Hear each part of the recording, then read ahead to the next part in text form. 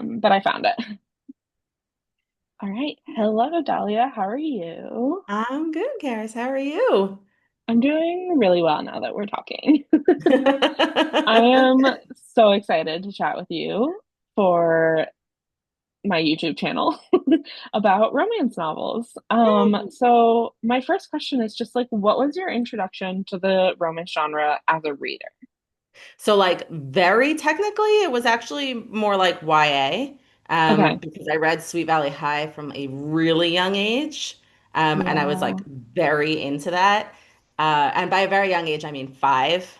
Oh my God. I'm the youngest by a lot, and these are the books that were around my house Yeah. because my siblings are much older and they were teenagers, and it was much more age appropriate for them. Um, and yeah, so there was that. Oh my God, But that's like, amazing. when I would have like started calling myself a romance reader, I had a very British intro. Like it was very Jane Okay. Green. Um, I'm trying to think like when this would have been. I feel like when I was a teenager. Yeah. So, like 10 years ago. Exactly. Who am I fooling? Everyone? Yeah, no. So Jane Green, Louise Bagshaw. Mhm. I read like the Bridget Jones books and Okay. Shopaholic and Yeah. I'm trying what I like.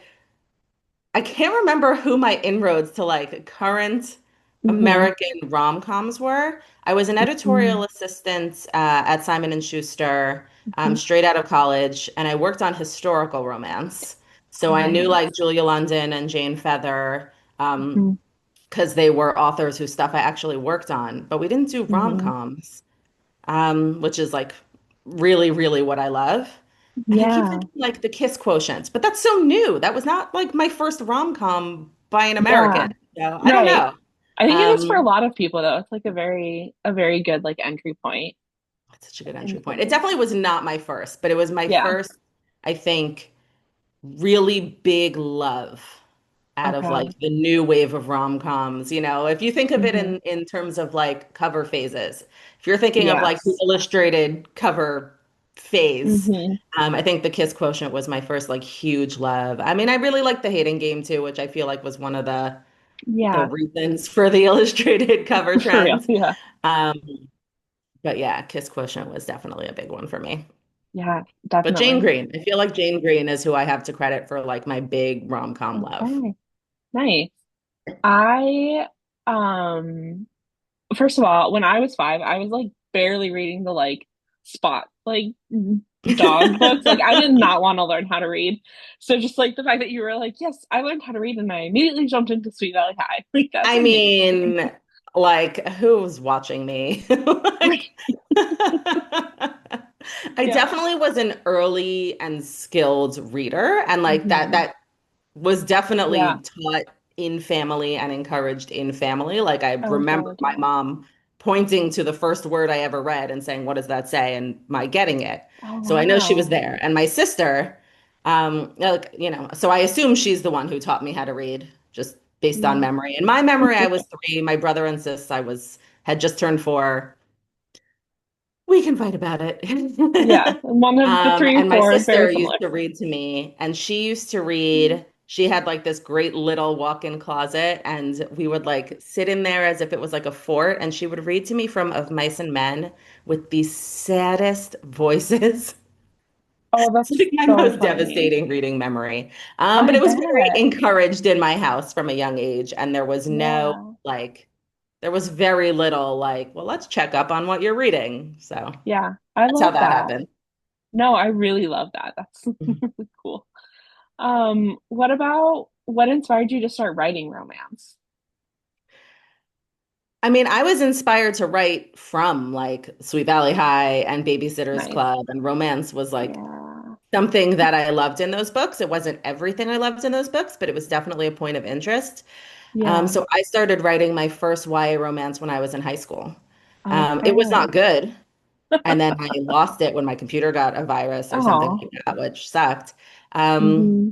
but it was an interest from such a young age. So Gotcha. it just really stuck Yeah. with me. I don't know. It's like a fun thing to write. And I also, something I struggled with earlier as a writer, and especially in short stories, but in general, was sort of like how many ways are there to make a book interesting or a story interesting? And I could Yeah. not come up with that many. So my earliest short stories always have someone die because I'm like, how Right. else can you Hmm. make it interesting in 15 pages? And now I'm like, Hmm. okay, now I can come up with other Hmm. arcs, that Yeah. span the short story space, and I have a lot more experience in writing them. But I think it was similar for me with novels, where I'm like, well, if there aren't people falling in love, and I don't What's really the want to write point? more people dying, then um, then that's what it is. But also, I read those love stories books. I don't know if other people Oh. remember them, but it was this whole series of different romance novels. A lot of them turned out to be authored by people who still right now. Like apparently, I think Catherine Applegate wrote a whole bunch of them. Oh, Um, wow. yeah, and I loved those. So I really it was something I Yeah. really grew up on and loved, and I just loved the Yeah. many different ways to tell that story and feeling that connection and Yeah. feeling that chemistry. Um, Hmm. yeah, Hmm. that worked Yeah. for me. So Yeah. I think it's so funny. I didn't like read like romance, the genre, until probably like 2018, 2019, unless it was like a YA romance, but I was reading everything in YA. I didn't read adult romance until Red, White, and Royal Blue came out. And I was like, oh, this is fun. Let's read more like this. But as a kid, I was like, oh, I don't want to watch this movie. There's like no women, which means like there's no romance because, back then we didn't Right. watch. That is what that meant. Yeah. So I was Yeah. like, and that's no fun for me. Right. Um, and then I was like, well, the women, like, I need them to be beautiful too, so I can stare at them because I'm a feminist. Like, I like women. And then I was like, no, you're just gay. You just Right. want to watch a beautiful woman on screen falling in love. Um, so that's my that's my origin story. And I just had no idea what was happening, and I just knew I wanted people to kiss. I also thought kissing was like Me illegal too. before you were married when I was a kid. So I was watching Dr. Quinn, Medicine Woman, which was like formative for me, the TV show. And then she kissed her love interest and they weren't married. And I was like, oh my God, like, they're sinning. And my mom was like, no, they're not. It's fine. I was really, Good for your mom. well, she was like, I was like, why didn't you tell me this like 3 years ago when I thought that like kissing someone was like, bad. And she was like, well, I just thought it was better to like let you believe that. Like, I'm 7. So yeah. Okay, but you had a recent romance novel come out, which famously I'm in love with. Yes, it's so pretty. It's Come As You Are, and it's just so good. And I would love to hear you give like a quick pitch for it, as well as like what was the writing process, the publication journey. You can share as much or as little as you want. Just like, yeah, talk about Come This As You is Are. a particularly chaotic journey, as you know. So, Yeah. Come As You Are is a boarding school YA rom-com that wasn't as calm earlier. Like Mhm. it was, Oh, it it's was a so romance, funny but it had though. like much heavier plot lines. Oh. Um, but it's a boarding school set YA rom-com about a girl named Evie who goes to boarding school to sort of Mhm. get away from this heartbreak in her past. Mhm. But then she gets put in an all boys dorm. Her full name is Everett Owen Riley, and they get a little confused. And so she gets stuck in this all boys dorm, and they start all these like gross rumors about her and stuff. And she's like, this is my fresh start. Like, Oh. no. But there's no Mhm. space in her life, or finances or anything for another one. So she decides to lean in, and she's like, enough of this. Like, I need to be tougher. I need to whatever. And so she tries to enlist one of Mhm. her friends in the dorm as sort of her like guru to teach her how to be like bad. And he refuses because, but his roommate, this like emo stoner, Mhm. Salem, takes her up on it. But he has damaged his relationship with his parents in the way that got him sent to Mhm. boarding school. And so he makes a deal with her. Like he'll teach her how to be bad if she teaches him how to be good. And so they have this pact. But Mhm. like it does great for him, and she's sort of going nowhere or backwards or wherever. It is not working. Oh. And it gets so much worse when she realizes that like she's falling for the guy he is and was. And I won't spoil the ending, but it is a romance. So Yeah, I wonder how that winds up. yeah. So this journey was a lot. I took a writing class at, I used to work at Penn and they let staff take free writing classes. And so I got to take a class called, it was writing for tweens with the W in parentheses. So it was like a middle grade and YA writing class taught by Melissa Jensen, who was a YA author. Mhm. And for kind of our final project was writing the first three chapters of something, and mine was My Name is Everett. And she made me feel really good about it. She helped with a lot of stuff that like I was getting wrong on the, Mhm. ground floor, like my depiction of boarding school. So that was Yeah. a really great help and everything. And she made me feel like the story had legs, and I felt like it had Mhm. legs. So I finished it. I queried it. I want to say I queried like 60 agents. Like it went Mhm. well in terms of requests, but it always got rejected. And it wasn't until the this like one specific rejection that sort Mhm. of by Victoria Marini, who actually ended up Oh. being, she's thanked in the acknowledgement. So I feel like I can say that here. And she actually ended up being Oh. the agent on His Hideous Heart and That Way Madness Lies. So it was fun and cool to get to work with her again because I feel like I really credit her with like helping me move on and then write my next book, Oh. which would go on to become Behind the Scenes, which is my debut. Um, Oh. but she sort of made me realize why this book like would not and should not be published as it was. And so I put it in a drawer and then I got a book deal for Behind the Scenes and it was a three-book deal. And they Mhm. wanted me to write a companion to the first book as book two. And then I mentioned to my fantastic editor, Patricia Riley, I Mhm. have this other book. Is this something we could work on together? She was a really great editor. And I was like, I know this needs a Mhm. ton of work. How awesome if I could skip the querying because I don't really know what to do with it to make it publishable. Yeah. And my agent was not going to work with it. She was not going to work with anything else I wrote, which is what she ceased to be my agent not long after. Um, Yeah. and she was like, yeah. So that was supposed to be my third book then. And then that publisher sort of fell apart on me. So I got three books out with them, but that book did Mhm. not happen. Mhm. Um, and so back into the drawer it went and stayed and stayed and stayed and stayed for a decade. And then I published Cool for the Summer and Home Field Advantage with my current publisher, Wednesday Books. And then Mhm. it was time for the option, and they wanted going Bicoastal. And they were like, okay, and how about book two? And so I really wanted to give it another shot because, again, it was not something I felt like I could kind of just send out as is, but Mhm. like it's a really underrated spot as an Mhm. author. This like like this existing slot in an existing contract. Yeah. Um, for me, that's been really good.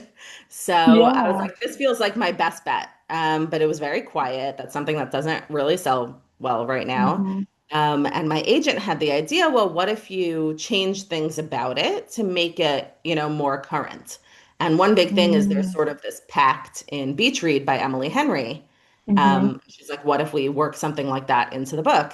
And so that's what Um, we did. So the pact does not exist in the original version. Um, oh. and so, I mean, a lot of things didn't exist in the original version that now I'm like, how was this ever the book without it? Like, Edie did not originally stay in the all boys dorm. She actually Right. moved back and had this like Oh terrible no. roommate. I talked about this at my lunch, Yeah. but nobody knows this. But like, what a worse book that would be. And a lot of these other Yeah. scenes still exist, but without her Mhm. living in the dorm. Mhm. Um, and so, it's all a mixed bag and whatever. But yeah, that was a really big change. And so, yeah, I mean, I revised and revised. I have rewritten this book so many times. It's the Mhm. only book for which I have needed a year extension, but I just needed Mhm. it, which is why Mhm. it did not come out in 2024 when it was supposed to, because just rewrite it again until it hit. Mhm. And then it finally hit, and I feel really good about the final version. So. You should. It's really good. I'm like obsessed with it. I sometimes I'm like falling asleep and I'm just like, oh, Salem and Evie. I love them so much. They So just I like warm actually my do heart. that all the time. Yeah. I thought about them like Hmm. anytime I let my brain drift to writing, for Yeah. years it went to Evie and Salem. Like there are characters I've mostly let go of and they Yeah. stayed with me forever. I mean, that's like Yeah. dedicated to them. So Oh I was like, I will not let go of them. I will find a way to get them published, even if it's somewhere else. And I'm just so happy that like yeah. Hmm. they have not changed since the original version, even though a lot Hmm. about the book has. The characters have Yeah. not. There's so much. I just I feel like I could just like talk for like 10 minutes just being like, here's what I love about this book, and then there's this, Oh and then yeah, there's feel also free. No, this. go ahead. Okay, perfect. I'll just settle in. I like the banter, like it's so funny. I remember reading it Thank being like, you. this is like they're so smart and also funny and like it's like moving. I think I okay, just disclosure, I reviewed this book for book lists and was like such a fan of it. And I think the phrase I used was like something like with fast banter or something because it was like it's just like moving. And then I loved just like the glimpses that we got of like their differences and the ways that they're similar and the ways that like they don't really see themselves clearly. I liked that. I really liked that. Thank you. Yeah.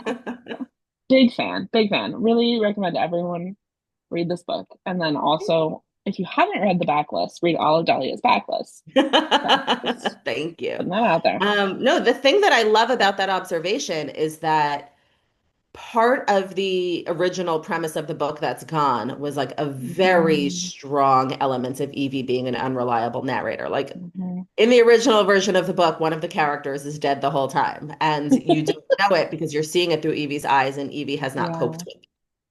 And so, I mean, that's Oh. a really, really big thing in the book to come out. And you can't Hmm. really ever, I mean, this may have been the note that got me to that, but you can't really ever call it a rom-com when that's Right. the thing, which I Fair. say, except that years and years later, I did read a rom-com in YA that had that. And I was like, Oh, wow. it's an author I think is fantastic, but I'm like, I Yeah. see why this doesn't really work. Hmm. Hmm. And it's not that the author didn't make it work. It's not that they did anything wrong. It's that the emotional arc it takes the reader on, I feel like just doesn't process well. And then you don't Yeah. know how to feel and they don't know how they want to feel. And like Hmm. it doesn't work to leave the reader with that in a Yeah. rom-com.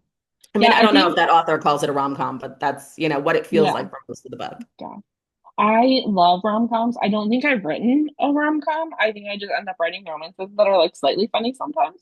But they're not like they always have like arcs that are slightly more not that you can't like discuss like heavy themes or have like dark things in a rom-com, but it has to be like a little bit like lighter Yeah. than No, I don't call Cool for the most things. Summer and certainly not Yeah. Home Field Advantage rom-coms. Like I do not Yeah. ever call them that. And I think when other people do, it kind of gives them the Mm, wrong expectations. Cool for the hmm. Summer, you're not going to be in the totally wrong vibe, but Home Field Advantage deals with a lot that's serious. And if you go in thinking it's a Yeah. rom-com, like Yeah. you're not going to be Yeah. pleased. And I Yeah. feel like the people who like it least are the ones who just like expected something very different like that from it. Yeah. Um, I I don't think know. I as had a to start reading culture we reviews need for to that one a make long time ago, but as like a society, we need to make way for like funny romances that are yeah. not rom-coms, like romances with Yeah, and I humor. think I think that's what most things labeled rom-coms are. Yeah, Like if they're not hinging on a comedic right. premise, if the comedy can go, 100%. I call Going by Coastal a rom-com, but if you wanted to be like, Yeah. no, it's not, I'd be like, fine.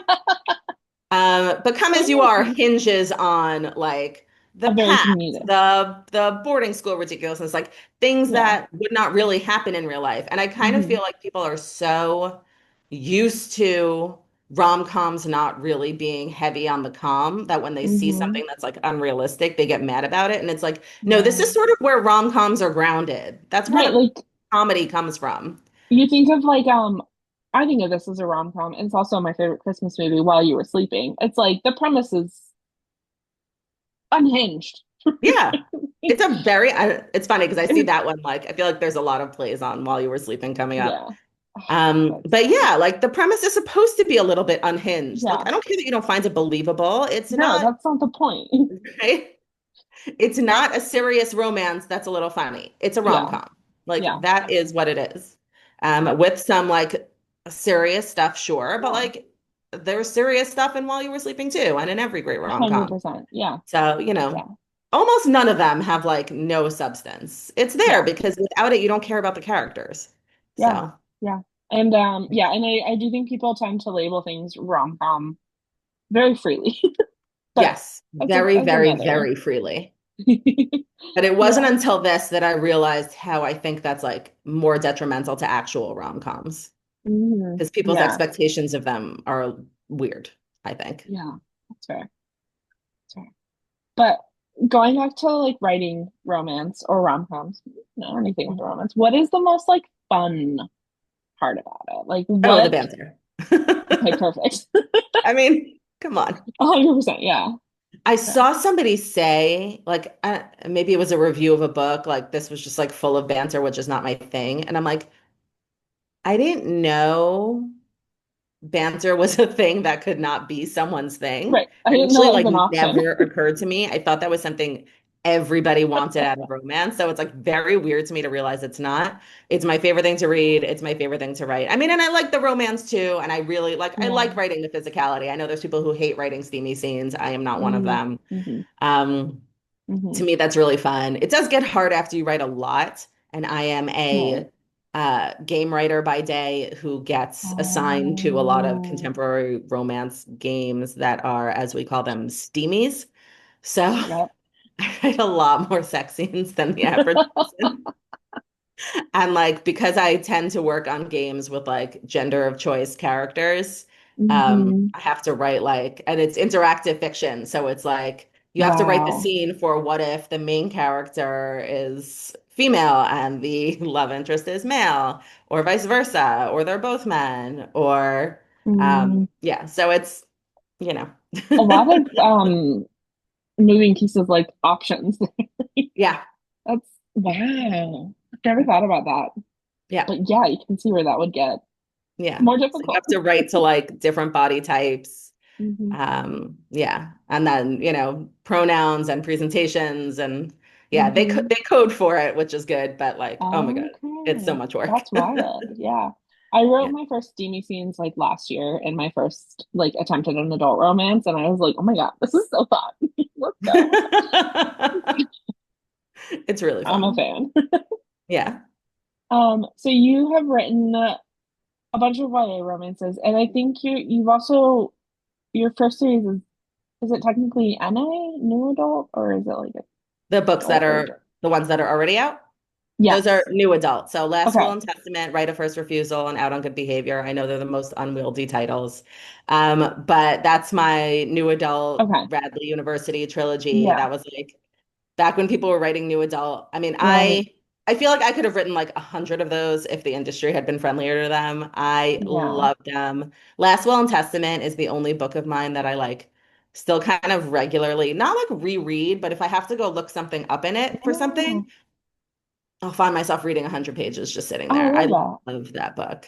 Yeah. Um, Okay. So you've yeah, so written, I'm not new to writing like steamier yeah. for an older audience, but it's funny that now I think they get lumped in with YA, whereas they Hmm. used to get lumped in more with adults. And I'm like, Yeah.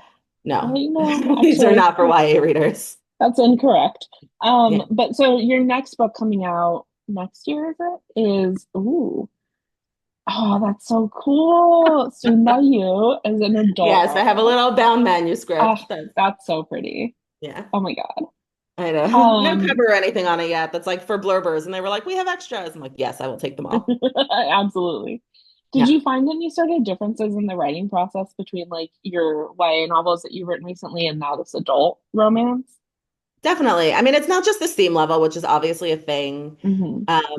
but you're writing adult lives, and that is like Hmm. more about jobs, independence.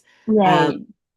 there are not grown-ups coming to save the day. You're grown up. So when you Oh. struggle, I mean, and in some ways that's not different from YA. Like YA, Hmm. you can kind of have grown-ups save the day. You usually end up having at least like one heartfelt conversation with a parent or guardian, but Yeah. like that's not a given in an adult. You Hmm. can kind of give them any sort of relationship with their parent. They're not living with their parents most likely in an adult Yeah. romance. Um, you're certainly writing steamier, but you're just writing a different kind of independence. And so Hmm. that factors in too. Like it's a very small subplot in Soon by You, but Hmm. like she's trying to decide whether or not to go for a promotion because it's tied into Right. her not loving the way things change and the way everyone Hmm. growing up kind of leaves her behind because almost all her friends are Hmm. married because it's a modern Orthodox romance and a lot of us get married really young. Um, Hmm. and so she's sort of finding any way she can to kind of like stop time. And that's one of them. That's not a thing in YA, really. I mean, you can make your Hmm. decisions about school and academics, but it doesn't have Hmm. quite as many facets as making that decision in adulthood. So that's Hmm. a big one. And then also in this one and in my next book after it, which I'm writing now, they're dual POV, which I don't usually do Ooh. in my YA. Home Field Advantage Yeah. was an exception because I felt like I really needed both points of Hmm. view. But for the most part, I mean, Quill for the Summer is just Laura, Going by Coastal is just Hmm. Nat slash Tal, Natalia. And Come As You Are is just Evie, but Soon by Hmm. You, like, is very evenly back and forth between Ariel and Oh, Judah. So that's a big oh. one for me. And again, not a requirement, but I feel like it tends to be more necessary in adult Mm. because of the things that keep you apart or break you up or whatever Right. are just require more understanding where the other person is coming from because so many more things Hmm. are technically in your control that it's not going to be the same Mm. kind of facets as like, oh, your families don't get along, and so you can't be Hmm. together. I mean, that can be true in adult too, but it's your Yeah. power is different in that scenario 100%. Yeah. Yeah. in adult How than it is in was YA. how was that writing the love interest Good. perspective? Yeah. I like it. For me, that's always Okay. fine. I always feel like I know my love interests. I Hmm. have done like the auction prizes. I will write any scene from Last Will and Testament from the love interest point of Um, view. And I yeah. feel like I could do that with any of my books. I Nice. did start to write kind of Come As You Are bonus material. I just did not finish. I'm like praying it gets a paperback and I can put it in as a bonus scene or something. But at Hmm. least what I've written so far is from Salem's point of view. Oh my God. So I would really love to make that happen. I would Um, love to be in Salem's Head. I don't know if I yeah. like just like dip in and out. Yeah. Right. I don't know if I could do the whole thing in his head. Yeah. But yeah, I really Hmm. like writing from the love interest point of view. If yeah, I don't often do it, but Yeah. sometimes you just want those surprises. Sometimes you really want the main character not to know. And the more Yeah. unreliable you want the main character to be, the more clueless. Hmm. Oh my God, I definitely cut myself off before because when I was talking about the unreliable narrator thing, I didn't even finish my thought. But this is what I do. This is my head. Um, Yeah. no, so anyway, as it changed to a rom-com, Right. obviously that unreliable Hmm. narration point of somebody being dead came out of the book. Um, Yes. but she still remains somebody who Hmm. is not fully aware of herself and does not Yeah. see herself necessarily as other people see her. And it was interesting to see one trade review call her like, I don't remember how they phrased it, but it was a criticism of it as if it was an inconsistency in my writing. I'm Oh, like, it's not. no, no. It's kind of the point. Yeah, Like, I actually, when I saw you like share the Instagram of the book list review that I wrote, and you were like, "Oh yay!" She like caught that it was another one heard. I was like, "Oh, thank God I didn't get that wrong." I was like so it's scared that one you of were gonna those be like, "What things are you you can't talking necessarily be about?" confident about. Like, I don't fault somebody for thinking that was a mistake on my part, but it was Hmm. not. It was very intentional. Yeah, She very intentionally does not see herself yeah, accurately. She's yeah, supposed to be an unreliable narrator when it comes to herself and the events around her. hmm, Um, yeah, and the point is learning, her learning to be more yeah, reliable in all the yeah, ways. So anyway, I love that. You yeah. got that There's because one that scene was, specifically where I was like, "Oh, you think you're this person, Evie, but yeah. you're actually like this person," and when it Yeah. shines through, it's like, "Oh, nice." I So I feel, appreciate. I mean, I have so many feelings on the ways I think accepted character arcs have changed. Mm, Um, I think you are no longer allowed, at least in YA, to like have somebody grow significantly over the course of a book. Like they better be 75% of the way there at least by like the end of yeah. chapter one.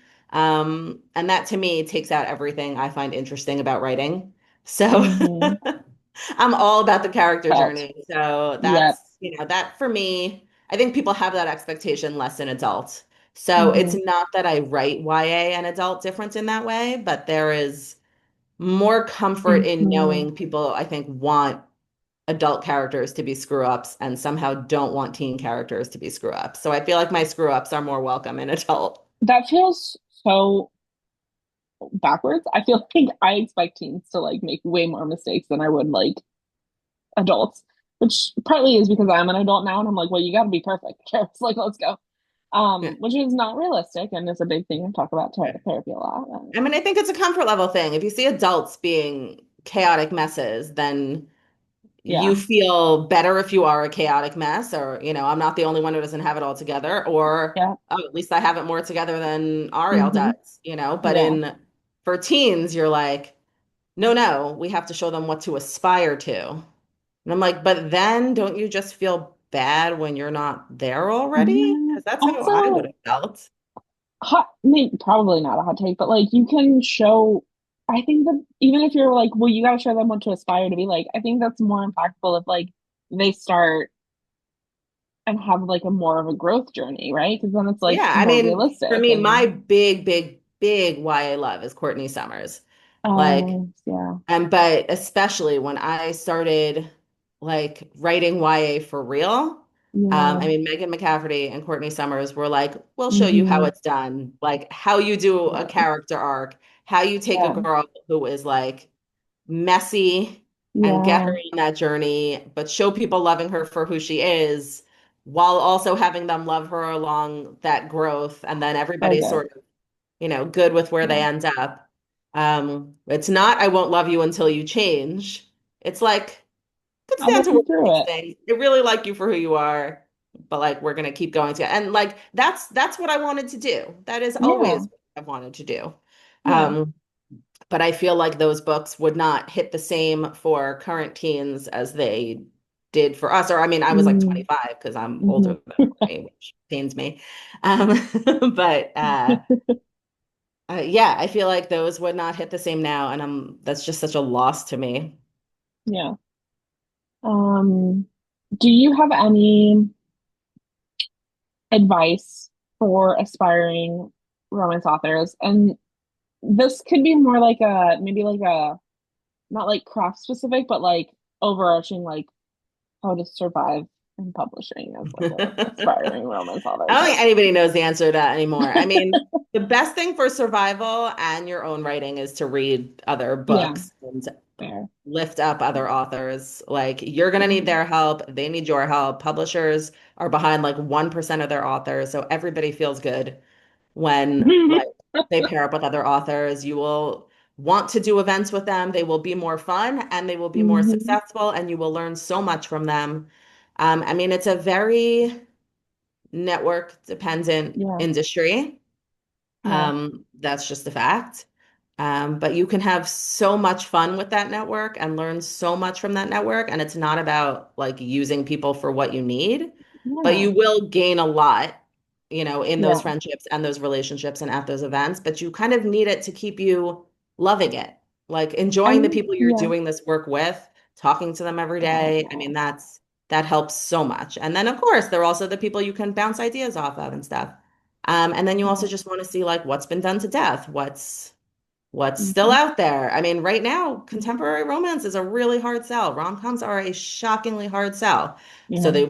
they want like mashups with other genres, and you're seeing a lot more like mystery romances, which actually I love. Right. Um, They're really fun. I read really fun ones by Bellamy Rose and Jenny Eldermoke and Okay. Elise Bryant. I don't know if Elise Nice. Bryant's lighter on romance, Yeah. but those kinds of like domestic romantic Yeah. mysteries like really fun to me. And I'm like, certainly not complaining if the industry wants more of them.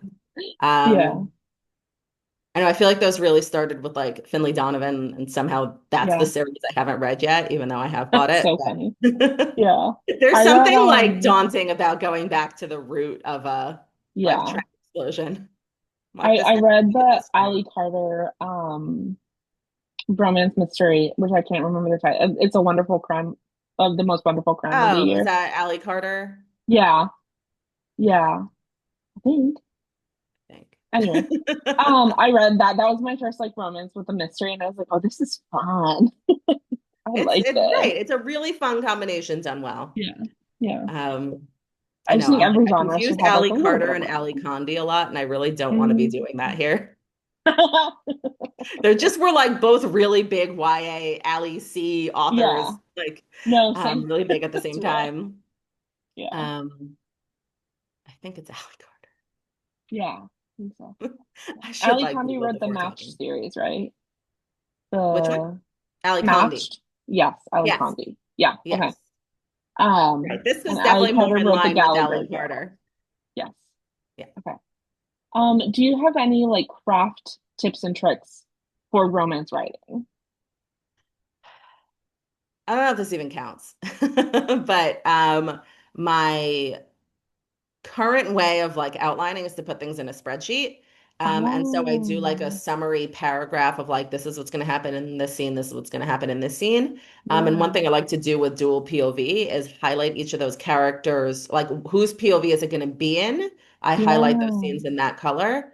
And that's really helped me figure out how to because I'm aiming to have it comparable Yeah. in both heads. Like there's people who it's much more, Right. opt to have a much more dominant, let's say, female main character Mm-hmm. POV in an MF romance. Um, but if you're aiming to have the same, it's a really good way to lay it out Mm-hmm. and make sure that it's coming out really evenly. And I mean, that's obviously not only for MF romance. I just only started doing it with my MF romances. It's Yeah. like the most heteronormative thing that I do is like highlight the female main characters in pink and then the Yeah. males in blue. I'm like, I hate myself for doing this, but it's really helpful. But like, I got to get back to writing queer Whatever romance works. so I can stop being this person. No, that's a great tip. I'm like over here just like chaotically in a Google Doc, like throwing words. Just Yeah. I did one outline that was dual POV where they switch off every chapter, and for some reason in the outline I didn't say like whose chapter it was. I just like wrote what happens in the scene, and then 3 years later I was like, I'm gonna drop this book now, and I was like, but whose scene is it? Karis, why'd you do this?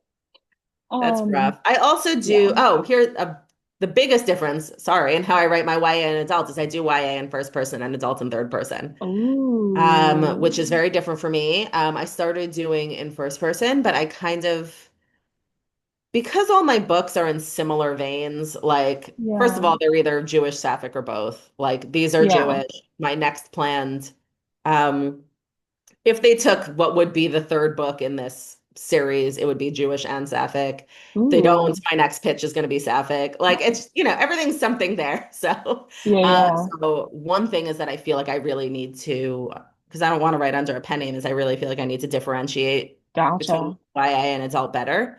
I know not everybody likes adult, but I mean, I'm sorry, likes third person, but everybody used to hate first person and Yeah, now like suddenly it's what people want. Like I had yeah. definitely had at least one rejection that was like, I don't want third person. And I'm like, that's new to me. It used to be nobody wanted first person. Everybody hated it because it That's felt too YA. But I somehow that's feel so like wild third to reads me. more adult. Yeah, And I feel like it helps me write more adult somehow. yeah, So that's where that is. I probably will yeah. do adult in first person at some point, but Oh, it's, it worked for this book. I changed the whole yeah, thing over. That was yeah. exhausting and stupid, and I Oh my hated it. God, no. So I'm Yeah, trying to be more on top of that from the get-go. yeah. I, on the one hand, I like understand people having like a strong preference. Like I'm very much like I love a first person present, but if you give me a third person pass, I'm probably not even gonna notice it until I'm halfway Right. through the book because I'm caught up in the story. Right. That's wild to me that anyway. Okay. It also is like how different are your characters' voices going to be if you're doing dual POV? Yeah. So, I like That is the Judith and hardest part Ariel are about very children. different people, but they Yeah. have similar senses of humor and stuff, and like Gotcha. that they don't sound that different. Um, Mm-hmm. which is part of what bonds them, even if they don't realize Yeah. it. And so in first person, I'm like, these are not going to sound different enough. Whereas in third person, Yeah. the scenes they're experiencing feel very, Mm-hmm. very different. And in Gotcha. first person, I think that would have gotten lost more. But like home field Yeah. advantage, I was like, I feel like I'm writing two characters who are different enough that I can give them different Yeah. voices here. And I hope that Yeah. worked. But like, Yeah.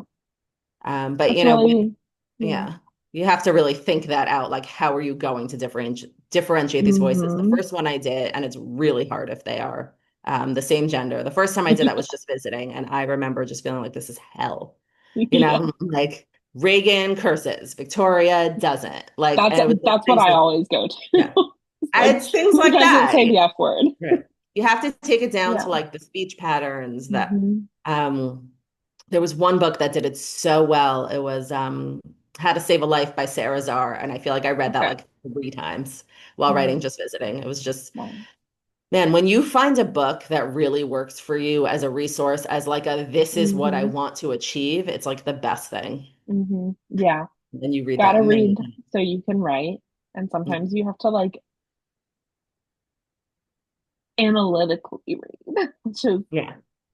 I mean, hard the for number me. of times I read Rosie Dannon's The Intimacy Experiment while writing Soon by You, and then one time I was like reading through Soon by You, and I was like, I think this exact phrasing might be in the intimacy experiment. Because I've read it so many Yeah. times, it's imprinted on my brain, and I Yeah. had to change it. I mean, I was only reading like specific scenes, but I'm like, these like really work for me Hmm. and achieve what I Hmm. want to achieve. And like, you want to figure out why that is. So when you find a romance scene Hmm. that really hits, like bookmark Go it back. and analyze the hell out of it. Yes. That's another great tip. Yeah. Um, do you have, I'm sure you do. Can you share 2 to 5 favorite romance book recommendations? They can be from any era and any subgenre. Okay, so are we putting the kiss quotient and the intimacy experiments aside because I've already said them? Yes, great. Yeah, Okay, sure. so those don't count. Those are Okay. amazing. They absolutely count, Amen. but I want to get Yeah. 3 to 5 more in. Um, Perfect. Yeah. oh my God, my head is swimming. I love Christina Lauren. I know that makes Okay. me one of about 8 billion people who loves Christina Lauren. But Yeah. my super favorite is the True Love Experiment Okay. because I believe in these people who went from strangers to best friends to, I want to say Mhm. soulmates, but that's not the right word because that's like an actual um premise of the book, like is soulmate Okay. related. So I don't want to say soulmates, Gotcha. but like I believe in everything about that. And I just love them. I mean, banter, chemistry, A plus. And Okay. similarly, The Love Wager by Lynn Painter. Okay. Loved that. Same thing. Totally believe in them going from like Yeah. strangers to best friends to lovers. Nice. That's clearly my Yeah. my big fave kind of thing. Um, what else? What have I read that's really good? Um, Trying to pick favorites. Um, Throw in a historical that I have talked about a lot that also was just really delightful. A Sure Thing by Joanna Lowell, which is, I think, Regency with a cis woman and trans man. And they're just so Um, funny and fun. Like they're both so yeah. quirky and unusual for their time, unrelated to like Hmm. gender and sexuality. They're just great. Like he's a great rake. Um, and I forgot what her area of interest is. Is it plants? I don't know, but she's Oh, just nice. great. It's like Olivia Waite's The Yeah. Lady's Guide to Celestial Mechanics. Like, Yeah. I love the historical romances where they're like really into their passions and professions. Yeah. That is also a big favorite historical romance for me, but doesn't count because that was an aside. Um, Yes. 100%. You still have more. yeah, I'm like mentally scanning my shelves now. Favorite. This is so hard. I know. This is so hard. It's a mean Um, question. I know, because I always go to the kiss quotient and intimacy experiment. So now Yeah. Yeah. those are my really big ones. Well, yeah. How to End a Love Story was great. Okay. Um, Also really gutting, but great. I Yeah, mean, that's what I've heard. I wouldn't call it a rom-com, but that was somebody really putting Hmm. romance and grief together really beautifully. Okay. Yulin Kwang, I think, is the Yeah. author. Hmm. Uh, Man, okay. Oh, just for steam. Oh my God. Um, an American Duchess, the American Duchess, something like Okay. that. Tracy Livesay. I don't know how to Okay. pronounce anybody's name either. Yeah. That book is so hot. I think it's Okay. supposed to be kind of Harry Meghan-ish, but Nice. like both are, but not their personalities, but it's, Yeah. a white male royal marrying a black celebrity, but she's a rapper. He's like very uptight, which is not Harry's personality. Um, that book is very fun and hot. That's Oh, another one that nice. I recommend a lot. It has a good sequel too, which I never read Yeah. romance sequels, but I did read that one because I liked the first one enough, and that was good. So it's fun that you get Awesome. another book of them. Yeah, that's always fun. Um, and then, oh, I have to give a sapphic one. Yeah. Oh, I love The Lovers by Rebecca Fabian, whose name I'm also Oh, 100% yeah. butchering. That is, I always say it's cool for the summer if Jasmine did not return, like did not move to Lara's school and they actually encountered each other later in life. Like it's so much about Compet. It's just Yeah. so good. And I blurbed her next one, The Sun and the Moon. Yeah, yeah. They have Pretty great sure that's the covers. order. And that one was also great. Like she's just great. Yeah. Oh, Yeah, nice. big fan of her sapphic romances. Awesome. Um, yeah. I'm thinking of more now. Hold Me by Courtney Milan, if you like banter and Mhm. STEM nerds. I feel Oh, like heroines in STEM. There's something about that, yeah. even though I am not one of them, although technically I was a math editor for like 10 years. Well, Actually, I that's worked in STEM them. publishing for 14 years, but I am not a STEM person somehow. It's Um, hilarious. Yeah. yeah. Okay, I'll stop. I Yeah. know that was more than Okay. 3 to 5. I cheated. That was great. I love the book rec part of the interview. I don't like to Um, forget the older ones because I feel like yeah. those are so formative. And Yeah. especially if they were indie published, you like Gotcha. Hmm. you know, those authors like worked hard to make waves Oh my and did God. successfully Yeah. and they were really good. So, Yeah. like Courtney Milan and Rebecca Weatherspoon and like have just written Hmm. stuff I really, really love that also like get me excited about indie publishing, although now Yeah, they mostly absolutely. traditional. Anyway, Yeah. anyway, okay. Yeah. I'm done. I stopped. Um, can you share one real life romance moment you have either lived through or witnessed at any scale, whether it's like how your own, like one of your own romances started, or like you were at a coffee shop and you saw a first date? My romances are so wildly unimpressive up to my husband, but I started dating my husband at 19. Oh, So I also like there was not a lot of time for experience, but also all the yeah. experiences before him were like ridiculous. Either I was terrible or they were terrible. Mostly I was terrible, honestly. Um, Yeah. but Teenagers is hard. we so I was at my freshman orientation for NYU. And I was with a friend, and we ran into one of her friends from high school, and he was like, "Oh, come back and see our dorm." So we did. And Mm-hmm. I knew that it was the dorm that my cousin lived in. So I Mm-hmm. said, "Do you know where this guy lives?" And they were, pointed and said over there. I'm like, "Oh, like, down the hall." And they're like, "No, no, no, he's our suite mate." Because this is how Oh, small the modern Orthodox Jewish world is. yeah. So, and like, I had no idea when I went back to their suite. So I go to their room, I go to his room to leave him a note, and this other guy walks Uh-huh. in um, and just sees this stranger in his room writing a note. And I'm like, hi, I'm his cousin. And he goes, and the guy goes, "Oh, I've heard of you," which also fairly common in a small community world. But for me, it was such a trigger phrase because one of my sort of exes, like the year before when we had both been in yeshiva, used to like go around telling everyone when he was drunk about like what a bitch I was and how I broke his heart or something, even though like that wasn't even true. Like it was like an internet romance basically, and Mm-hmm.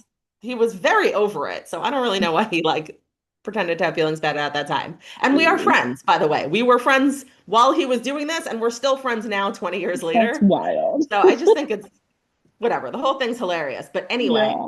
I went off. Can't listen to anything Adam says. Whatever. And just blowing up at this guy I do not know. Um, Mm-hmm.